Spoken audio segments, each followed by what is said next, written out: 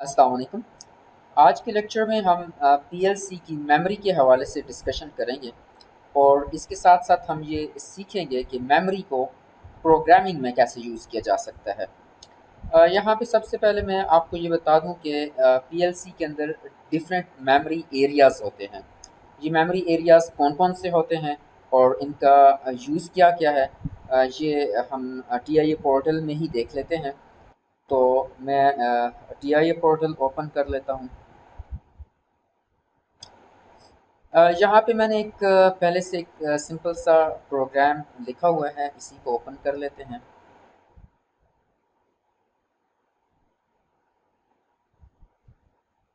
तो ये programme open हो गया है। एक बहुत ही सिंपल सा प्रोग्राम है। इस प्रोग्राम में क्या है, कोई इंस्ट्रक्शन भी नहीं लिखी हुई। तो चलें इस प्रोग्राम को हम सिमुलेटर में डाउनलोड कर लेते हैं।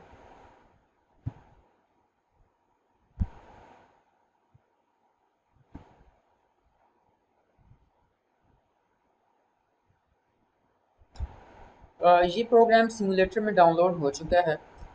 ये प्रोग्राम जो कि एक सिंपल प्रोग्राम है, कितनी मेमोरी यूज़ कर रहा है ये हम यहाँ से देख लेते हैं। ये पीएलसी पे राइट क्लिक करें तो यहाँ पे ऑनलाइन डायग्नोस्टिक्स अपीयर होता है, इस पे क्लिक करें और डायग्नोस्टिक्स के अंदर ये मेमोरी है। यहाँ पे अभी कुछ भी डिस्प्ले नहीं हो रहा, तो इसको हम गो ऑनलाइन पे क्लिक करते हैं।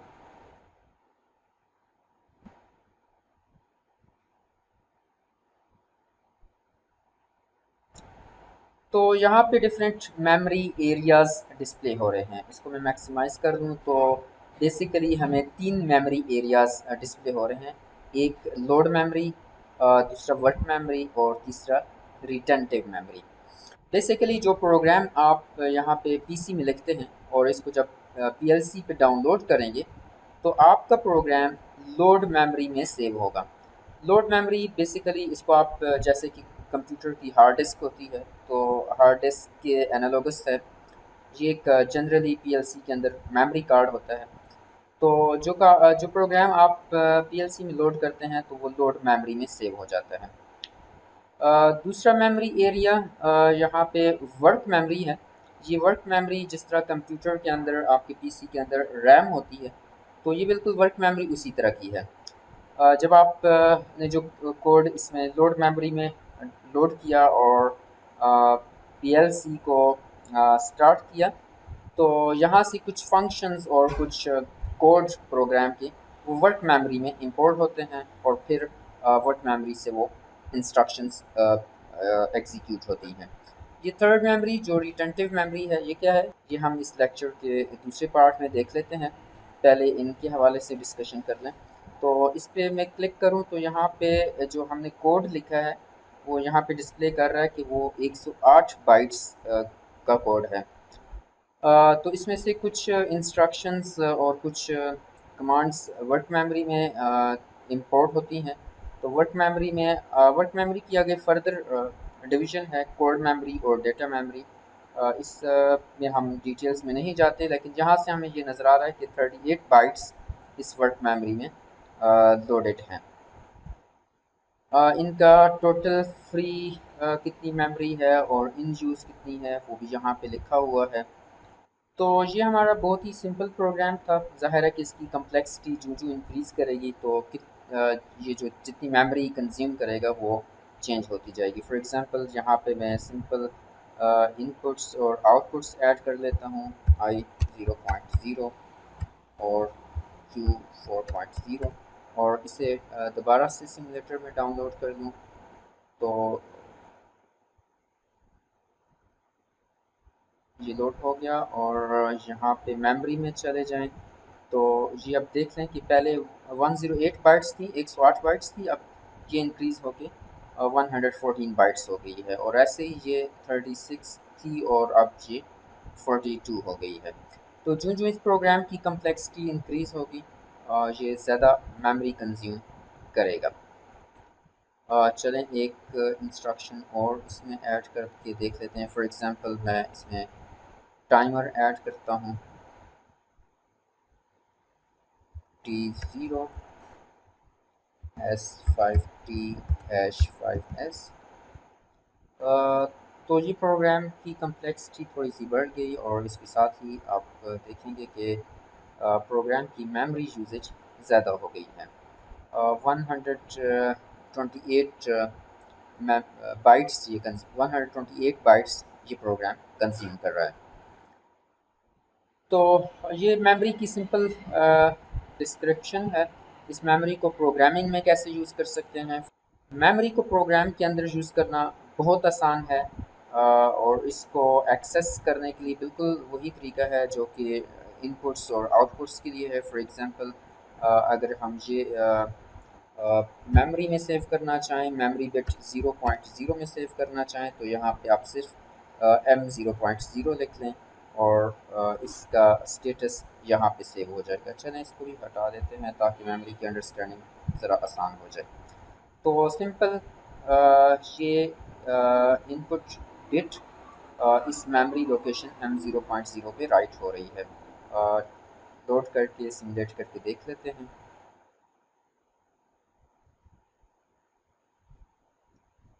ये मेमोरी बाइट 0 मैंने यहाँ पे लिखी हुई है। तो कोड सिंपल ये कर रहा है कि इस बिट को M0.0 पे राइट कर रहा है। ऐसे ही मेमोरी वर्ड को कैसे यूज़ किया जा सकता है। मूव की कमांड के साथ कुछ वर्ड्स मेमोरी में सेव कर सकते हैं। मूव की कमांड यहाँ पे मूव फंक्शन तो हम मूव फंक्शन फॉर एग्ज़ाम्पल ये एक इंटीजर है 10, इसको हम मेमोरी वर्ड और मेमोरी वर्ड के एड्रेस 0 में सेव करना चाह रहे हैं। तो ये वर्ड इस मेमोरी लोकेशन पे सेव हो जाएगा। वर्ड आपको पता है 2 बाइट्स के बराबर होता है। इसको लोड कर लें सिमुलेटर में और सिमुलेटर को रन कर दिया और मेमोरी वर्ड 0। तो हमने ये जो 10 एक इंटीजर मूव किया था इस मेमोरी लोकेशन पे वो यहाँ पे नज़र आ रहा है। यहाँ पे फर्दर एक और एक बहुत इम्पॉर्टेंट पॉइंट है वो ये है, वो यहाँ पे हम इस टेबल से देख लेते हैं। मेमोरी वर्ड आपको पता है वर्ड जो है वो 2 बाइट्स का होता है।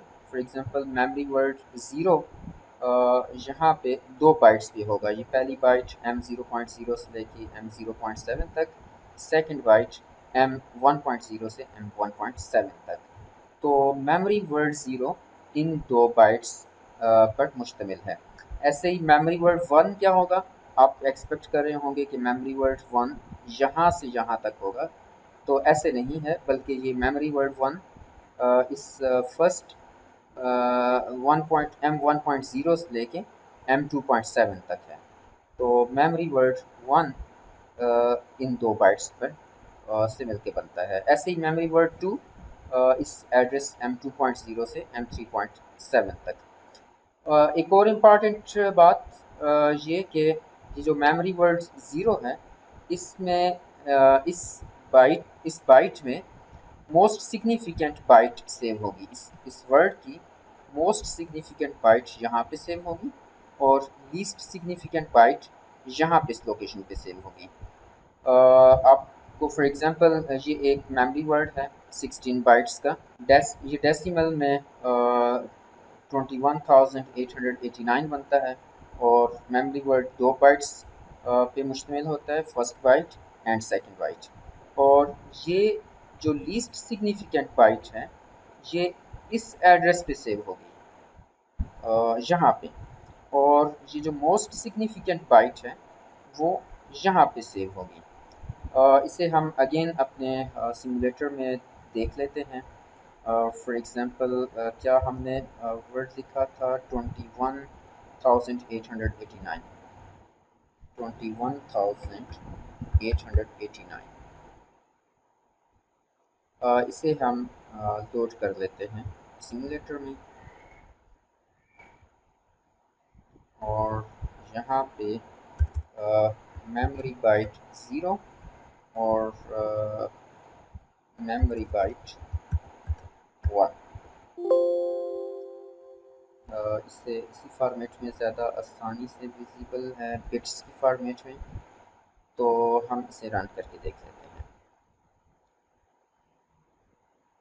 जो ही यहाँ पे पल्स आई तो ये मेमोरी वर्ड इस लोकेशन पे सेव हो गया।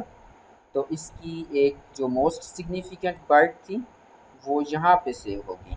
ये मोस्ट सिग्निफिकेंट बाइट इसकी यहाँ से देख लें, ये 0 1 अल्टरनेट इस फॉर्मेट में थे, पैटर्न पे थे, तो वो अल्टरनेट पैटर्न यहाँ पे आ रहा है।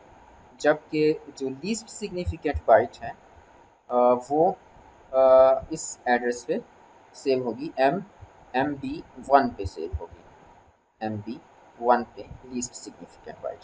तो ये बताना इसलिए ज़रूरी था कि आप फॉर एग्ज़ाम्पल मेमोरी को यूज़ करेंगे अपनी प्रोग्रामिंग में, तो ये पॉइंट आपको बहुत क्लियर होना चाहिए। तो मेमोरी को आप प्रोग्रामिंग में यूज़ कर सकते हैं जैसे चाहें। जिस तरह इनपुट और आउटपुट बिट्स और बाइट्स को आपने यूज़ किया था, ऐसे ही मेमोरी को भी यूज़ कर सकते हैं। इसको प्रैक्टिस करने के लिए ये हमने एक ट्रैफिक सिग्नल का कोड लिखा था, जिसमें ये ट्रैफिक लाइट्स ऑन होती थी, ये 4 सेकंड्स के लिए, 1 सेकंड के लिए और 3 सेकंड के लिए, और ये प्रोसेस रिपीटेटिवली चलता था। ये प्रोग्राम हमने पहले लिखा था, उस वक्त हमने 3 टाइमर्स यूज़ किए थे, एक टाइमर इसके लिए, एक टाइमर इसके लिए और एक टाइमर इसके लिए। अभी आपका टास्क ये है कि आपने यही प्रोग्राम लिखना है, लेकिन अब एक सिंगल टाइमर आपने यूज़ करना है और मेमोरी को आप यूज़ कर सकते हैं। तो चलें ये वाला प्रोग्राम हम लिख लेते हैं। टाइमर हम ये वाला यूज़ करते हैं, और यहाँ पे सेलेक्ट करने के बाद यहाँ पे डबल क्लिक करें तो ये टाइमर इंसर्ट हो जाएगा। टाइमर T0 हम यूज़ कर लेते हैं और टाइमर की वैल्यू 8 सेकेंड्स सेट कर लेते हैं। S5 timer #8 seconds. 8 सेकेंड्स इसलिए कि 4 सेकेंड्स रेड लाइट ऑन होगी, 1 सेकेंड येलो और 3 सेकेंड्स के लिए ग्रीन लाइट, तो टोटल 8 सेकेंड्स हुए। और टाइमर की करंट वैल्यू हम मेमोरी वर्ड में सेव कर लेते हैं, फॉर एग्जांपल मेमोरी वर्ड 0 में हम सेव कर लेते हैं।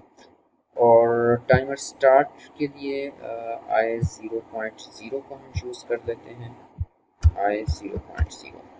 तो टाइमर की वर्किंग इस तरह है कि जो ही यहाँ पे पल्स आएगी टाइमर स्टार्ट हो जाएगा, टाइमर की करंट वैल्यू यहाँ पे सेव होगी। 8 सेकेंड्स हमने चूँकि टाइम स्पेसिफाई किया हुआ है, इसलिए टाइमर की वैल्यू 800 से डाउन काउंट करते हुए 0 तक जाएगी।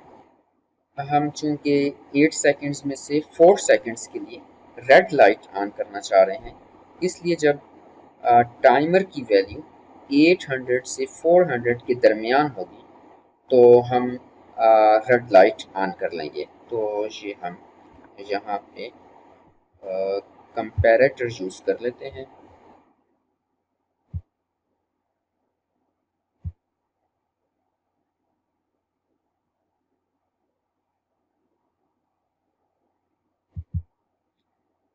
टाइमर की वैल्यू जो कि मेमोरी वर्ड MW0 में सेव हुई है, MW0, और ये 400 से ग्रेटर और less than or equal to 800। Memory word 0 और ये 800 से लेस हो। 400 से ग्रेटर और 800 से लेस हो तो हम red light red signal on करेंगे। Q4.0 पे हमने दैट से रेड सिग्नल कनेक्ट किया हुआ है। और येलो कब होनी चाहिए? जब टाइमर की वैल्यू जो कि मेमोरी वर्ड MW0 में सेव हुई है 300 और 400 के दरमियान हो, 3 और 400 के दरमियान 1 सेकेंड्स। तो greater than MW0, greater than 300 and less than or equal to 400। MW0 less than or equal to 400। जब ये सिचुएशन हो तो हम येलो लाइट ऑन कर लेंगे, जो कि हमने दैट से क्यू 4.1 पे कनेक्ट की हुई है। और नेक्स्ट जब 0 और 300 के दरमियान हो तो हम ग्रीन लाइट ऑन करेंगे। तो greater than 0, MW 0 is greater than 0 and less than or equal to 300।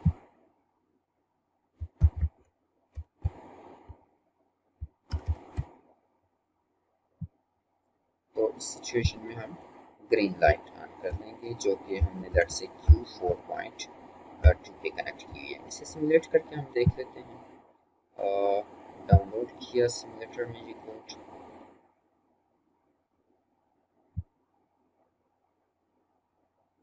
और यहाँ से हम इसे स्टार्ट करके देख लेते हैं। यहाँ पे हमने रेड लाइट, येलो और ग्रीन कनेक्ट की है। इसे स्टार्ट किया और जो ही यहाँ पे pulse I, red light on होगी और नेक्स्ट 1 सेकेंड के लिए येलो और फिर 3 सेकेंड्स के लिए ग्रीन लाइट ऑन हुई। लेकिन ये प्रोग्राम अपने आप को रिपीट नहीं कर रहा। इस सीक्वेंस को हम रिपीट भी करना चाह रहे हैं। रिपीट कैसे कर सकते हैं? फॉर एग्ज़ाम्पल इस टाइमर को इस स्टेटस मेमोरी में ही सेव कर लेते हैं।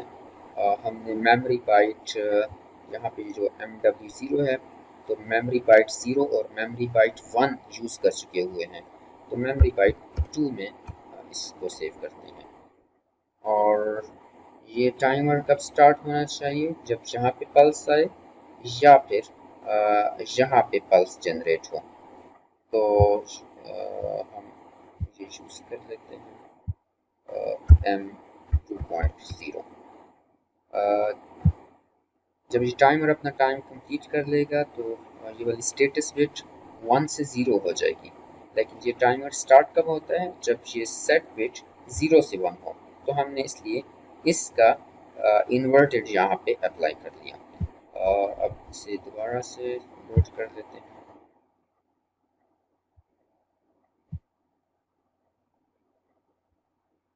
और यहाँ इसे रन किया। जब यहाँ पल्स आई, टाइमर स्टार्ट हुआ, red light, yellow signal, green signal, and then it will repeat itself. Red, yellow, green, and then again red. तो इसमें हमने सिंपल एक प्रोग्राम में ये देखा कि मेमोरी को कैसे यूज़ कर सकते हैं प्रोग्रामिंग में। अब ज़ाहिर है कि इससे ज़्यादा कॉम्प्लेक्सिटी लेवल का, जिस लेवल का प्रोग्राम लिखना चाहें आप लिख सकते हैं। इस लेक्चर के नेक्स्ट पार्ट में हम ये देखेंगे कि हम रिटेंटिव मेमोरी को कैसे यूज़ कर सकते हैं।